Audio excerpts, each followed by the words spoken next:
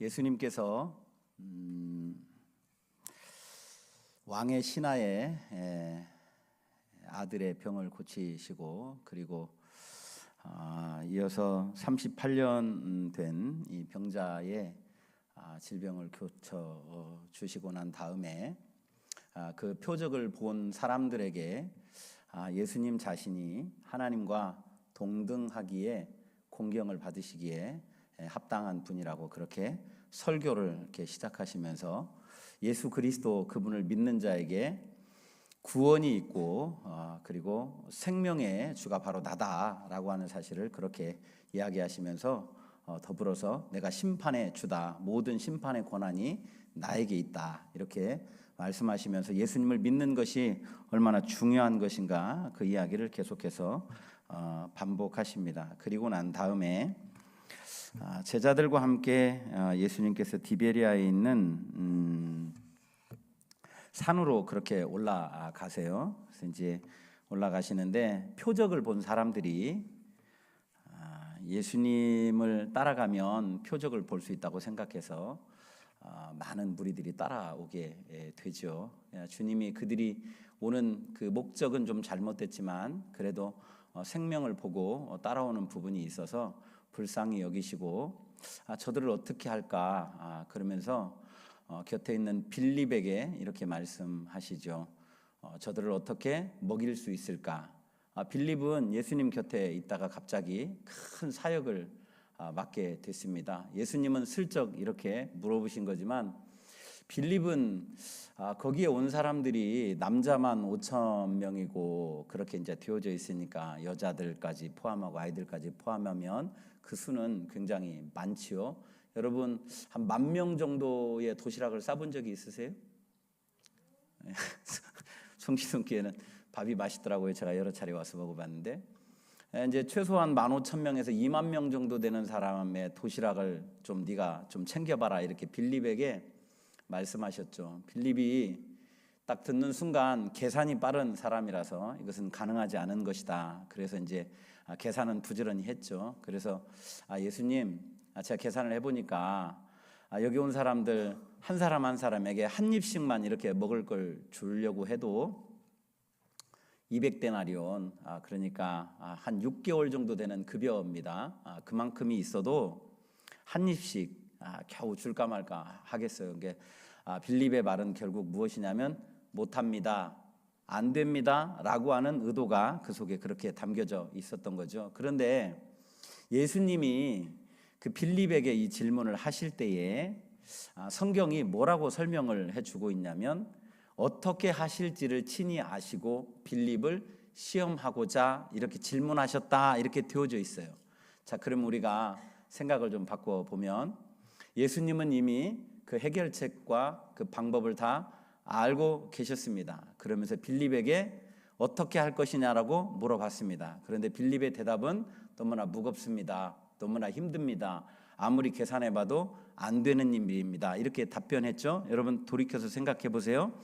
여러분 자신에게 올 한 해 하나님께서 처하게 한 환경이나 조건들, 교회에서 직분을 따라서 이렇게 이제 해야 될 그런 일들을 보시면 안 된다, 못한다 하는 것들이 많이 있을 수도 있습니다. 그런데 예수님은 이미 그것이 가능하기 때문에 길이 있기 때문에 그렇게 맡기신 건데 그렇게 본다면 빌립의 대답은 앞으로 돌아갔어야 되죠. 예수님은 그렇게 왕의 신하의 병도 고치시고 38년 동안 인간이 할 수 없는 그 일을 예수님은 말씀으로 그렇게 하셨다는 것과 더불어서 믿어야 된다 그렇게 말씀을 가르쳐 주시지 않았습니까? 가르쳐 주시고 산에 와서 물어보신 거니까 시험하신 것이니까 말씀으로 돌아갔어야죠. 그래서 예수님, 제가 예수님을 믿습니다.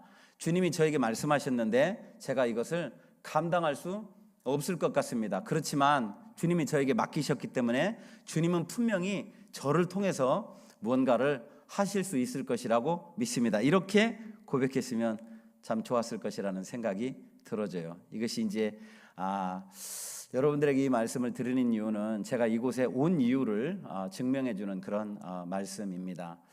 제가 우리 김경민 목사님 굉장히 사랑하고 존경하는 목사님입니다. 이유는 제가 교제를 많이 해봐서 그런 것이 아니고 교회 중심으로 활동하신다는 거예요. 밖에서 어떤 활동이 있든 제가 보기에는 철저하게 교회 중심으로 그렇게 사역을 진행하시는 것을 보면서 굉장히 존경하고 그렇게 사랑하는 마음을 갖게 됐습니다. 이제 목사님이 어느 날 갑자기 부탁을 하셔서 고민을 좀 했는데 분명한 답은 여기에 있어요. 혹시 오늘 제가 이곳에 와서 말씀을 전할 때에 주님께서 뭔가 하실 일이 있지 않을까, 이렇게 미천하고 보잘것없는 자가 귀한 성도님들 앞에서 아름다운 교회, 아름다운 예배를 드리는 분들에게 와서 말씀 시간에 이렇게 선다는 것이 참 두려운 일이죠. 그런데 주님이 혹시 뭔가를 하실 일이 있지 않을까, 그것을 기대해서 이렇게 여러분 앞에 서게 된 것입니다. 하나님이 여러분들에게 주실 은혜가 있을 것이라고 생각이 되어지고 그것을 기대하시고 사모하시는 여러분들 되시기를 주님의 이름으로 축복합니다. 잠깐 기도 한번 하고 시작하겠습니다. 하나님, 하나님께서 보내셨다고 믿고 귀한 자리, 거룩한 자리에 서게 됐습니다. 부족한 죄인 주의 말씀과 또 성령과 예수의 보혈로 가리워 주시고 주님만 드러나게 도와 주옵소서. 무엇보다 오늘 이곳에서 예배를 사모하시는 분 한 분이라도 하나님 앞에서 잊을 수 없는 말씀을 받는 시간, 심령의 변화를 받는 시간 되게 하여 주옵소서. 예수님의 이름으로 기도하옵나이다. 아멘. 제가 시편 65편에 있는 이 말씀을 정하게 된 이유는 여러분들이 읽으셨던 그 11절에 있는 이 마지막에 있는 말씀 때문입니다. 주의 은택으로 한 해를 관씌우셨다, 이렇게 되어져 있죠. 저 말씀을 보면 주의 은택이라고 하는 이 은택이요, 좋은 것이라는 말이에요. 좋은 것이고, 한 해는 햇수를 이야기하는 것이고, 그리고 관을 씌웠다라고 하는 것은 둘러쌌다, 진을 쳤다, 좋은 것으로 채워놨다, 이런 의미입니다. 그래서 정리를 해보면 주님께서 좋은 것으로 그 한 해를 온통 좋은 것으로 둘러 진쳐놨다, 채워놨다, 이런 거니까 그러면 안 좋은 것이 쳐들어올 수 없겠죠. 안 좋은 것이 있을 수 없겠죠. 왜냐하면 주님이 그렇게 하셨기 때문에 다른 것들이 들어오지 못하고 좋을 수밖에 없는 그런 상황이 되는 것이죠. 여러분들이 이 말씀을 믿을 수 있으시기를 바랍니다. 여러분, 우리가 이 시편에 있는 이 말씀을 보면은 다윗이 감정이 굉장히 고조되어 있어요. 하나님이 약간 긴장을 주셔서 감사합니다. 제가 쉽게 못하게 하시는 것 같아요. 이 시편 전체를 보면 감사와 기쁨과 그 다음에 찬양과 기대, 이런 것들로 가득해요. 굉장히 고조되어 있단 말이에요. 그러면 다윗이 왜 이렇게 고조되어 있느냐, 이것을 이렇게 이제 살펴보게 되면은 이런 것입니다. 다윗이 한 해를 쭉 살아보면서 연말에 이제 추수감사절에 주로 보는 말씀이니까 연말에 지나온 날들을 쭉 살펴보니까 하나님께서 온통 좋은 것으로 둘러 채워 놓았다는 것을 그때 발견하게 되었어요. 하나님이 이렇게 내 인생 한 해를 이렇게 좋은 것들로 채워줬구나. 이것 때문에 굉장히 감정이 고조되었죠. 어떤 시편보다 그래서 다윗의 감정이 잘 드러나는 그런 말씀이에요. 좋은 것으로 둘러싸놨기 때문에 그렇다는 거죠. 그런데 여러분, 이 말씀을요 가만히 생각해 보면 이런 겁니다. 다윗이 한 해를 돌아보기 이전에도 분명히 하나님은 그 해를 출발하기 시작점에서 다윗의 그 한 해가 좋은 것으로 채워지도록 그렇게 해 놓으셨다라고 하는 것을 거꾸로 우리가 알 수가 있는 것이죠. 그런데 다윗이 그것을 연초에는 몰랐는데 연말에 돌아보니까 그것이 보였던 것이죠.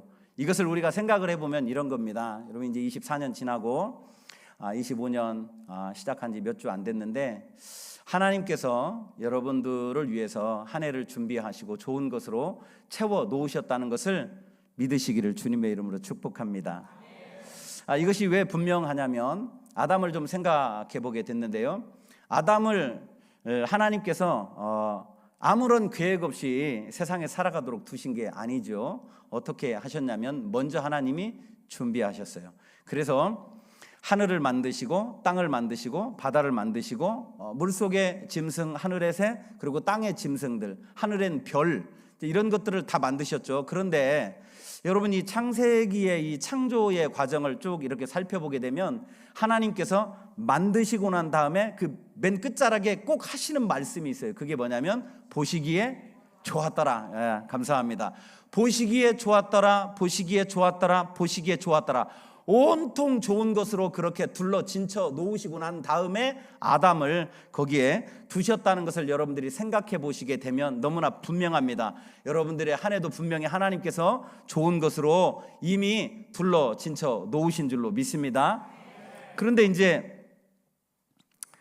종종은 우리가 이렇게 말씀을 들어도 그것은 이제 어떤 사람들의 것이다 이렇게 생각할 수 있잖아요. 그래서 24년 마무리하시면서 굉장히 힘드셨던 분들, 또 25년도 한 해 시작하면서 너무나 답답하고 방향하고 같다 이렇게 생각하시는 분들도 있을 수 있습니다. 그런 환경에 처한 분들도 있을 수 있겠죠. 그런데 조심스럽게 말씀드려요. 그런 분들도 하나님이 이미 좋은 것으로 채워 놓으셨는데 그것이 그렇게 지금 보이는 것이다 이렇게 이제 보시면 틀리지 않을 거라고 봐요.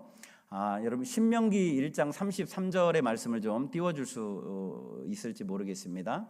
신명기 1장 33절의 말씀을 보면 그 말씀이 이렇게 띄워져 있어요.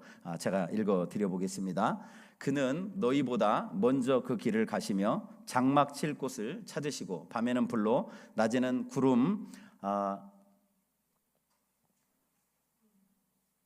구름으로 너희가 갈 길을 지시하신 자이시니라. 제가 한 번 더 읽어 드려 보겠습니다.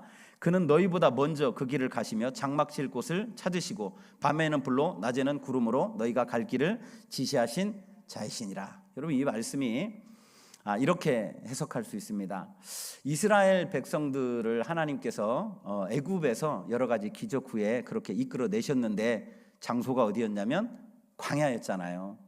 사람이 보기에는 좋지 않은 곳이었지만 하나님께서는 그들을 광야로 이끌어 내실 때 아무런 생각 없이 갑자기 그 길로 인도하신 게 아니라는 것이 분명합니다. 왜냐하면 이렇게 장막 칠 곳, 어디에 위험이 있고 어디에서 멈출 것이며 무엇이 필요한지를 하나님께서 이미 가보셨어요.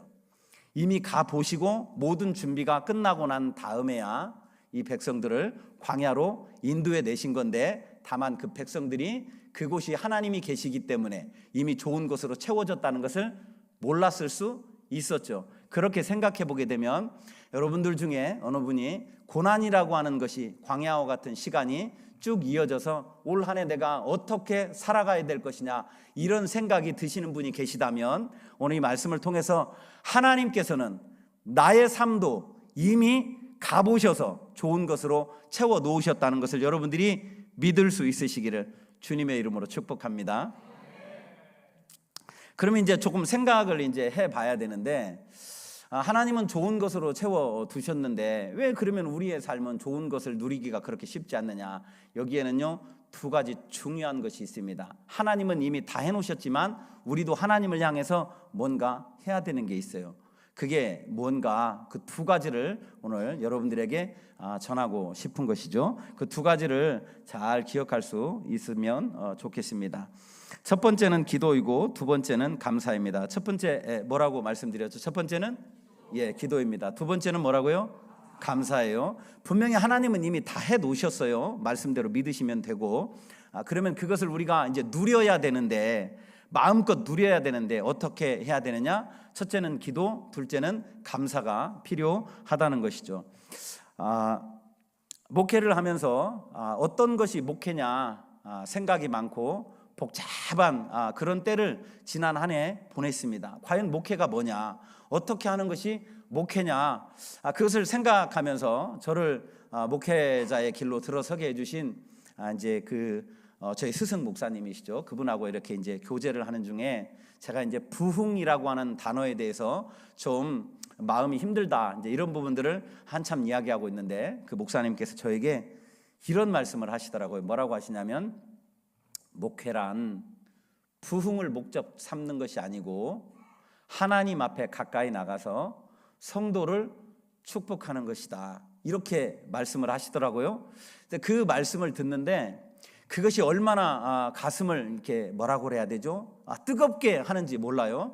근데 이제 거기서 이제 복잡한 마음이 몇 가지가 있는데, 하나는 부끄러움이었고 그 다음에는 소망이었어요.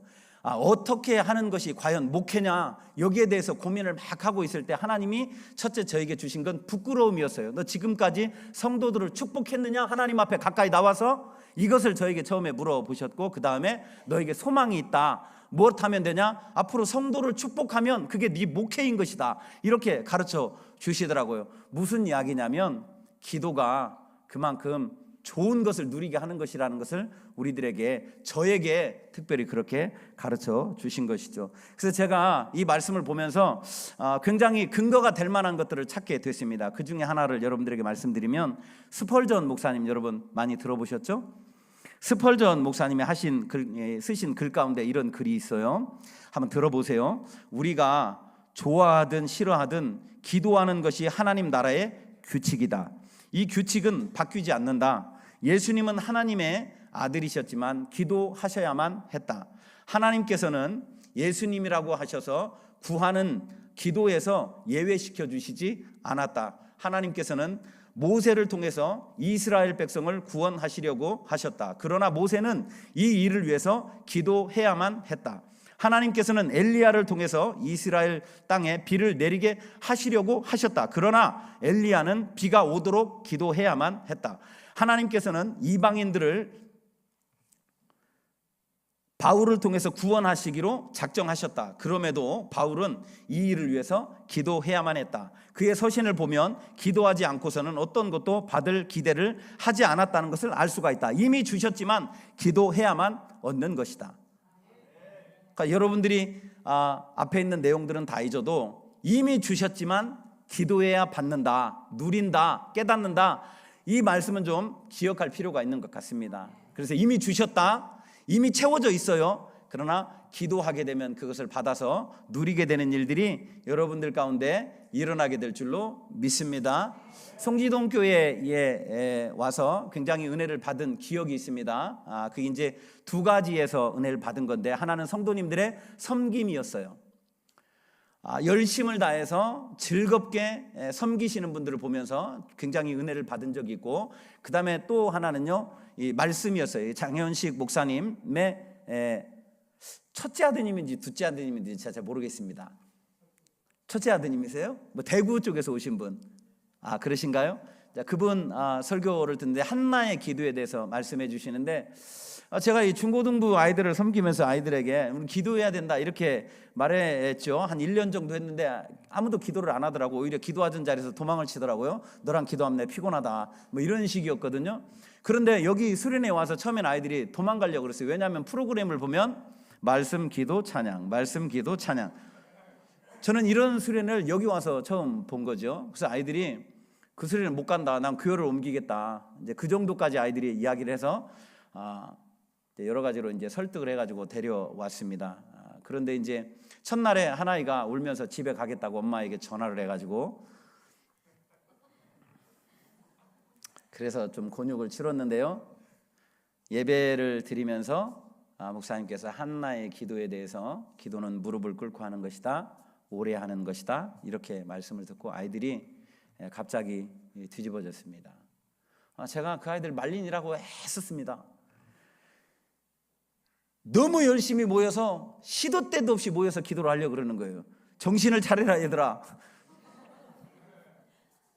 그러나 분명한 것은 그것이 6, 7개월 끊임없이 그렇게 가고 신앙의 성장에 엄청난 동력이 되었다는 것입니다. 송지동 교회는 제가 알기로 목사님을 닮아서 기도하는 교회로 알고 있습니다. 여러분 올 한 해 기도를 붙잡으셔서 오늘 말씀과 같이 좋은 것을 받아 누리시기를 주님의 이름으로 축복합니다.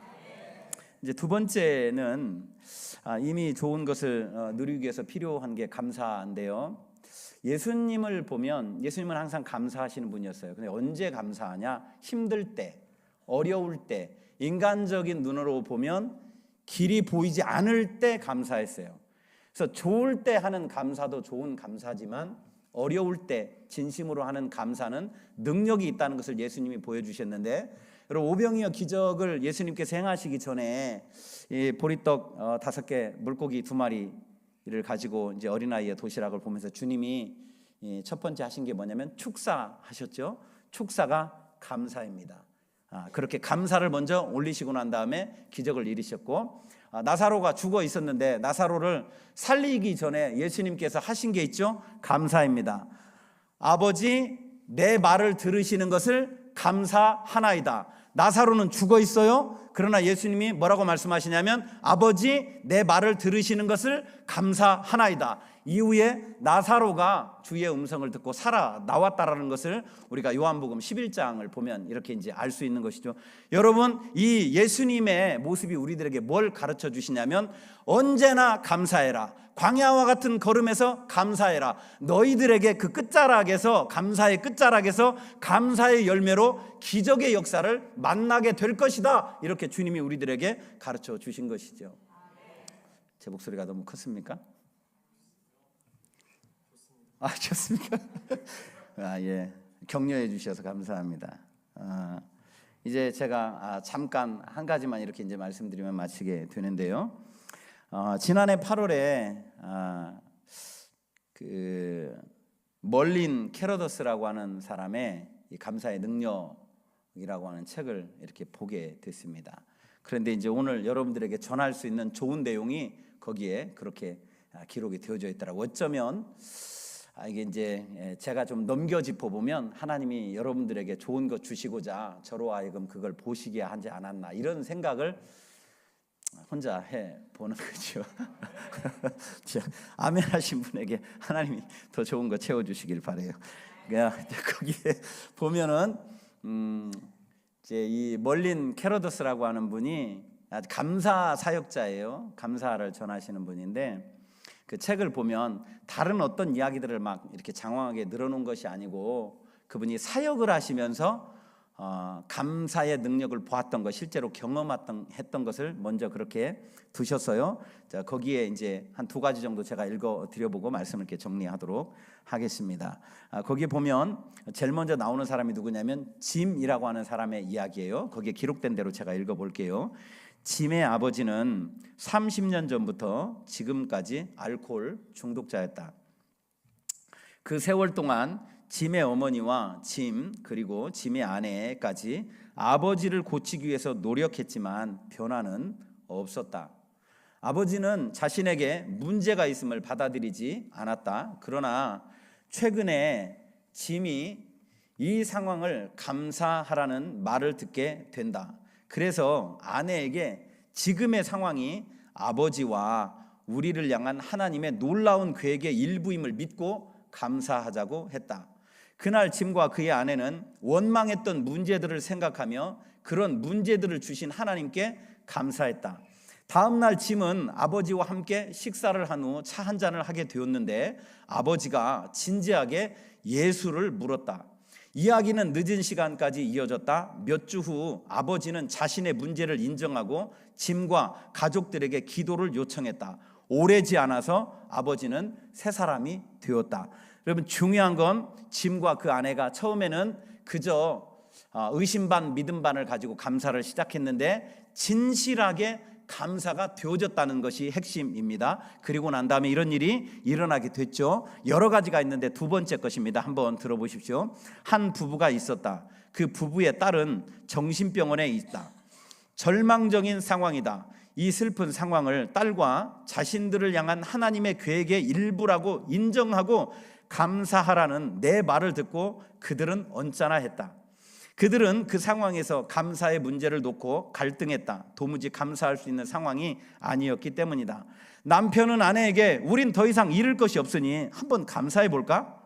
부부는 함께 무릎을 꿇었고 입을 열어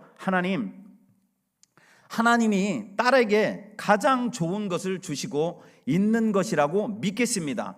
딸이 아픈 것에 감사합니다. 딸을 도울 수 있는 방법이 없는 것이 감사합니다. 의사들도 어쩌지 못하는 것을 감사합니다. 하나님이 하시는 일과 우리를 향한 사랑을 감사하며 찬양합니다. 그날 감사 기도는 길어졌다. 며칠이 지나지 않아 전화가 왔다. 딸을 데려가라는 의사의 전화였다. 딸은 완전히 좋아졌고 1년 뒤 결혼하고 지금은 세상에서 가장 행복하게 산다. 여러분, 이게 지어낸 이야기라면 그저 그런 것이겠지만 이분이 실제로 사역의 현장에서 만나신 일입니다. 감사의 능력인 것이죠. 이렇게 감사에 관해서 기록해 두고 난 다음에 이것입니다. 여러분들의 마음에 하나님이 기억되도록 새겨주시기를 소원하면서 이제 전해드리는데요. 이렇게 정리를 해요. 마지막에 뭐라고 하냐면, 하나님은 우리에 대한 완벽한 계획을 가지고 계신다. 다만 우리가 그 계획이 진행되는 어떤 과정을 받아들이지 못한다. 하나님을 믿고 그 상황을 감사로 받아들일 때 하나님은 다음 단계를 진행하신다. 거기서 좋은 것을 비로소 만나게 된다. 굉장히 멋지지 않습니까? 그런 것이죠. 여러분, 25년 한 해를 출발하셨는데 우리 연세를 많이 드신 분들, 몸이 아픈 것 때문에, 또 자녀들의 인생의 문제 때문에, 또 젊은 청년들은 학업과 취업의 문제 때문에, 또 이제 목사님과 사모님은 목회 때문에 이제 고민하시고 또 두려운 것도 있을 수 있습니다. 그렇지만 하나님께서는 분명히 다윗이 돌아보니 좋은 것으로 한 해를 둘러 진쳐 놓았다. 나쁜 것이 들어올 수 없도록 진쳐 놓았다. 이렇게 가르쳐 주시면서 오늘 우리들에게도 하나님이 말씀하시기를, 네가 살아갈 전체 인생, 아니 특별히 25년 한 해 정말 좋은 것으로 이미 다 준비해 놓았다. 너는 나만 믿고 따라오면 된다. 나를 끝까지 붙잡기 위해서 어떻게 해야 되느냐? 기도해라. 기도하면 분명히 내가 너에게 준 좋은 것들을 그렇게 너는 깨닫게 되고 받아서 누리게 되는 일들이 일어나게 될 것이다. 또한 너는 한 해를 살면서 내 계획 안에서 네가 힘든 시간을 만나게 될 것이다. 그건 네 눈에 광야처럼 보일 것이다. 아프고 힘들고 어렵고 슬프고 고단한 때가 온다. 그러나 지나가는 과정이다. 감사하면 분명히 내가 계획한 좋은 것을 너는 그 끝자락에서 열매로 먹고 누리는 날을 만나게 될 것이다.